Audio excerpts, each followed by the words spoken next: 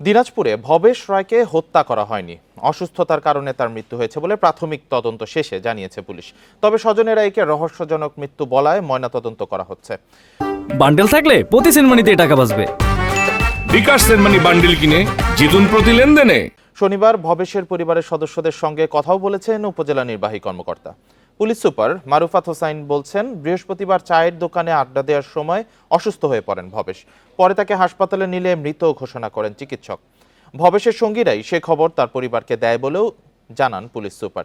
এর আগে একে হত্যা দাবি করে এক্সে পোস্ট দেন ভারতের পররাষ্ট্র মন্ত্রণালয়ের মুখপাত্র রণধীর জয়সওয়াল। এর জবাবে অন্তর্বর্তী সরকার সব ধর্মের নাগরিকদের সমান অধিকার নিশ্চিত করে উল্লেখ করে ভারতের দাবিকে নাকচ করে প্রধান উপদেষ্টা প্রেস সচিব শফিকুল আলম।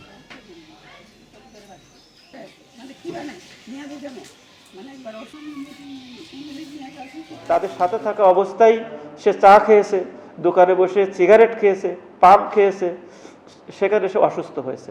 তারপরে তারাই তাকে হাসপাতাল এসে ডাক্তারের কাছে নিয়ে গেছে, অ্যাম্বুলেন্স নিয়ে আসছে, মেডিকেলে নিয়ে গেছে, মেডিকেল কলেজ হাসপাতাল গেছে দিনাজপুর।